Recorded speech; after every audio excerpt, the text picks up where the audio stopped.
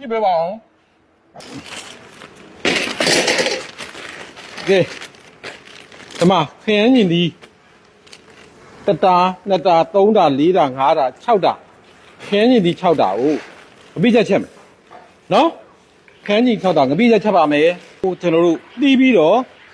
အနှစ်ထိုးရတာပါနော်ဘာမှမပါဘူးပြည့်နှစ်နေအောင်ကျွန်တော်တို့စီလေးနဲ့နည်းနည်းထည့်ပြီးစီလေးတပိတ်တာလောက်ထည့်ပြီးတော့အနှစ်ထိုးရတာပါခရမ်းညင်ဒီကပြည့်နှစ်နေပြီနော်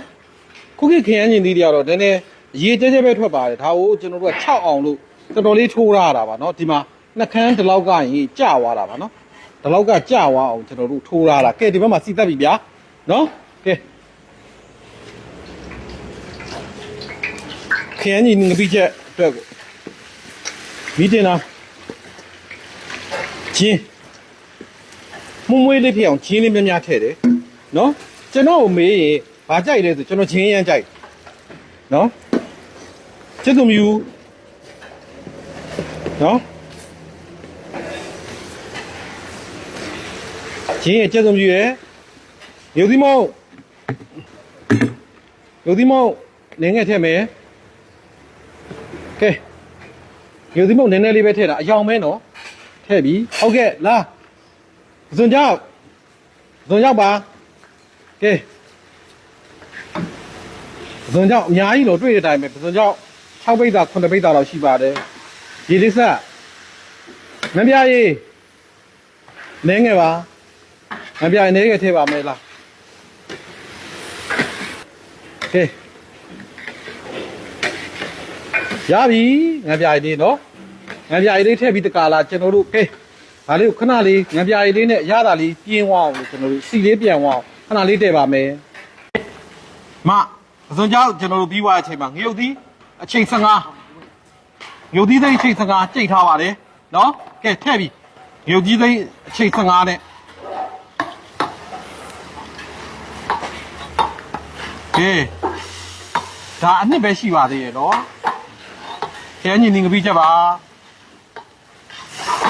ကဲခရမ်းညင်ဒီထည့်ပါပြီအနှစ်ထည့်ပြီဟိုဘက်ကခရမ်းဒီအိုးထည့်ပါပြီနော်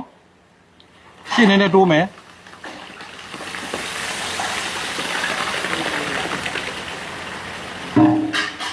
ဒါပြီနော်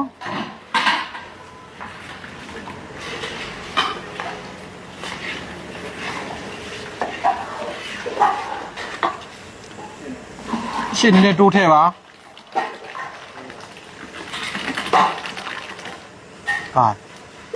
ကဲဒီလိုမွေးအေးမွေ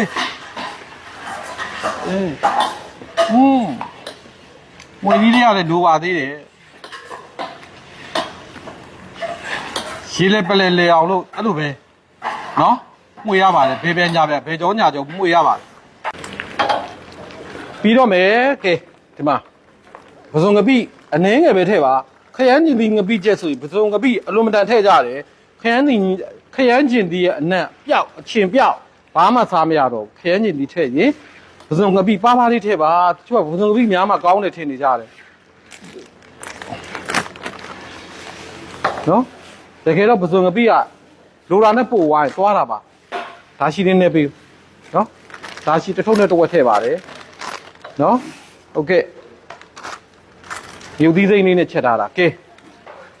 နော်နောက်9မိနစ်လောက်ဆိုချက်ပါပြီနော်ကဲနည်းနည်းမင်းလေးထည့်ပါပြီနော်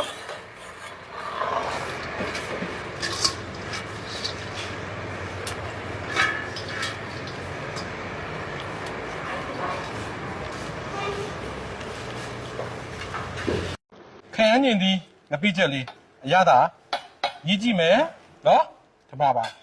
တူစရာလေးနဲ့ခရမ်းညင်ဒီငပိချက်နဲ့နော်သစွန်းနဲ့ဟာကဲရေးကြည့်အောင်ဗျာဟာ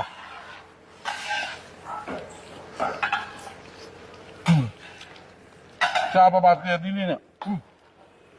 ဟာတော့နဲ့ကျေးဇူးကြီးနော်ခရမ်းညင်ဒီငပိချက်ဒီမှာအိုးရ